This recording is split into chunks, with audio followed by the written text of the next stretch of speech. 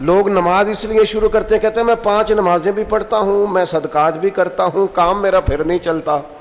تو میں کہتا ہوں تمہیں پتہ ہی نہیں، نمازی کے لیے تو آزمائش ہے، جتنا جتنا ایمان کامل اتنی آزمائش بھی زیادہ۔ اور یہ میں اپنے پاس سے نہیں کہہ رہا، حضرت ابو سعید خدری رضی اللہ تعالیٰ عنہ فرماتے ہیں میں نبی پاک علیہ الصلوۃ والسلام کی خدمت میں حاضر ہوا اور حضور کے دست مبارک کو چومنے کے لیے میں نے اپنے ہاتھ جب آگے کیے تو تپش تھی،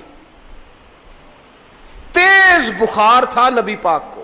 تو حضرت ابو سعید خدری رضی اللہ تعالیٰ عنہ ارشاد فرماتے ہیں کہ میں نے، یہ سنن ابن ماجہ میں موجود ہے، فرماتے میں نے عرض کیا یا رسول اللہ صلی اللہ علیہ وسلم اتنا تیز بخار؟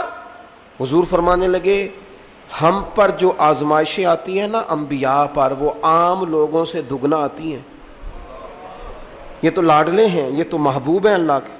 فرمایا عام لوگوں سے دگنی آزمائش آتی ہے، لیکن فرمایا ہمارا رب بڑا کریم ہے، ہمیں اجر بھی ڈبل ہی عطا کرتا ہے، ہمیں اجر بھی ڈبل ہی عطا کرتا ہے۔ تو حضرت ابو سعید خدری کہتے ہیں موقع اچھا تھا، میں نے ایک سوال بھی کر دیا، میں نے کہا یا رسول اللہ صلی اللہ علیہ وسلم بتائیے نا بھلا دنیا میں زیادہ آزمائشیں کن کو آتی ہیں؟ تو حضور فرمانے لگے سب سے زیادہ آزمائشیں اللہ کے انبیاء کو آتی ہیں، نبیوں کو آتی ہیں۔ حضور اس کے بعد فرمایا اس کے بعد جو ان کے زیادہ قریب ہوتا ہے اسے آتی ہیں۔ لوگ کیا سمجھیں گے امام حسن کی آزمائش کو؟ لوگ کیسے سمجھیں گے سیدنا امام حسین کی آزمائش کو؟ فرمایا جو ان کے زیادہ قریب ہوتا ہے اسے زیادہ آزمائش آتی ہے۔ تو حضور کے سب سے قریب تو امام حسن ہے نا، امام حسین ہے نا، تو کیا سمجھتا ہے قربت بس نسبت کے اظہار کا نام ہے اور بڑے لطف کے ساتھ زندگی گزارنے کا نام ہے؟ تو نبی پاک علیہ الصلوۃ والسلام نے فرمایا بات بڑی مزے کی ہے، فرمایا پھر اللہ کے بعض بندے تو ایسے ہوتے ہیں جنہیں اللہ فقر میں مبتلا کر دیتا ہے۔ فرمایا ان کے پاس صرف ایک چادر رہ جاتی ہے، اتنا فقر ان کے پاس آتا ہے، لیکن جو حدیث کے آخری لفظ ہے نا وہ وجد والے ہیں، وہ وجد والے ہیں، وہ سرور والے ہیں۔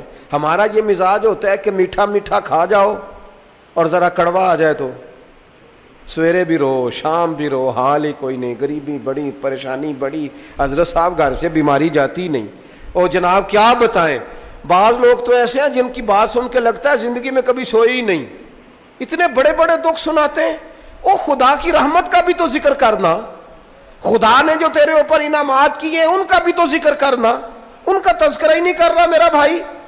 نبی پاک علیہ السلام نے فرمایا ان لوگوں پر دکھ آتے ہیں پر قربان ہونے کو جی چاہتا ہے ان لفظوں پر۔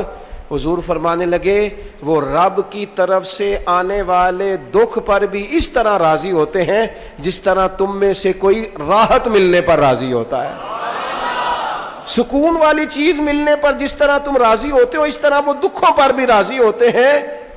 دکھ قبول محمد بخشا، دکھ قبول محمد بخشا، پر ایک شرط لگائی چھوٹی سی میاں صاحب نے، انہوں نے کہا 100 دفعہ قبول ہے، دکھ 100 دفعہ قبول، دکھ قبول محمد بخشا پر راضی رہن پیارے۔ یہ شرط یہ ہے کہ تو راضی رہ، تو راضی رہ، دکھ قبول محمد بخشا، راضی رہن پیارے۔ اور حضرت سلطان صاحب کہنے لگے اساں کیتی ہے جان حوالے رب دے، ایسا عشق کمایا ہے اسی مرن تو پہلو ہی مر گیا، باہو تا مطلب نو پایا ہے۔